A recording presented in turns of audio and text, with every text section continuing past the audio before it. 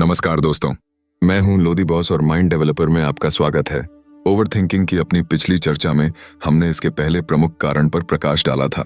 आज हम एक और महत्वपूर्ण पहलू की पड़ताल करेंगे, फैंटेसी और फेक सेल्फ कॉन्फिडेंस। तो आइए सबसे पहले फैंटेसी को समझते हैं। फैंटेसी से हमारा तात्पर्य मन में एक आदर्श दुनिया के निर्माण से है। यह वास्तविकता से परे एक ऐसी काल्पनिक सोच है जहां सब कुछ हमारी अपेक्षाओं के अनुरूप होता है। हम अक्सर किसी कार्य की शुरुआत किए बिना ही अपने मन में उसे पूर्ण कर लेते हैं और प्रशंसा प्राप्त कर लेते हैं। यह प्रवृत्ति हमें वास्तविक धरातल से विमुख करती है। अब बात करते हैं फेक सेल्फ कॉन्फिडेंस की। जैसा कि हमने पिछले वीडियो में असुरक्षा, इनसिक्योरिटी और कम आत्मविश्वास, लो सेल्फ कॉन्फिडेंस पर चर्चा की थी।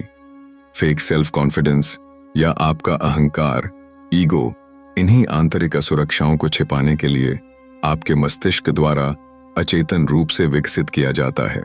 जब आप भीतर से असुरक्षित महसूस करते हैं तो इस असुरक्षा को छिपाने के लिए आप बाहर से अत्यधिक आत्मविश्वासी प्रतीत होते हैं। यह अपनी कमियों को छिपाने का एक प्रयास होता है ताकि कोई आपको गलत न समझे। उदाहरण के लिए, किसी विषय का पूर्ण ज्ञान न होने पर भी बहस में अग्रणी भूमिका निभाना, यह सब अपनी आंतरिक असुर सुरक्षा को ढकने के लिए होता है। फैंटेसी और फेक सेल्फ कॉन्फिडेंस, ये दोनों ही हमारी आंतरिक कमजोरियों को छिपाने का माध्यम बन जाते हैं। ये हमें अपनी वास्तविक कमियों को स्वीकार करने से रोकते हैं और हमें उस काल्पनिक आदर्श छवि में ही कैद रखते हैं। जब तक परिस्थितियां अनुकूल रहती हैं, हमें लगता है कि सब हमारे नियंत्रण में है। लेकिन जब ये काल्पनिक दुनिया या झूठा आत्मविश्वास वास्तविकता से टकराता है, जब हमारी त्रुटि सामने आती है या कोई हमारी बनाई हुई झूठी छवि को खंडित करता है, तो हमें गहरा आघात लगता है। परिस्थितियां हमारी अपेक्षा के अनुरूप नहीं होती और मस्तिष्क असमंजस की स्थिति में आ जाता है। यहीं से ओवरथिंकिंग का चक्र प्रारंभ होता है। मस्तिष्क उसी आघात पर बार बार चिंतन करता रहता है। यह क्यों हुआ, कैसे हुआ?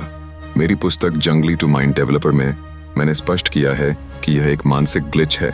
जब इन असुरक्षाओं या इस दिखावे को चोट पहुंचती है तो आपका दिमाग इसे खतरा समझता है, भले ही शारीरिक रूप से कोई वास्तविक खतरा न हो। यह हमें अनावश्यक और अत्यधिक तनाव, चिंता और भय का शिकार बना देता है। हमें इस चक्रव्यूह को समझना अत्यंत आवश्यक है।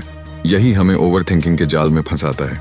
तो दोस्तों, फैंटेसी और फेक सेल्फ कॉन्फिडेंस जो सीधे अहंकार से जुड़े हैं और हमारी आंतरिक असुरक्षाओं को छिपाते हैं, ओवरथिंकिंग के प्रमुख कारण हैं।